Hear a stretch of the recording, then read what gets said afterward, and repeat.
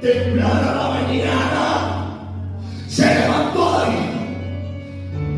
El despertador de Daniel fue Darío. Sí, señor. Yo le cada día durmiendo del foso. Qué bueno. El otro no le confía el sueño.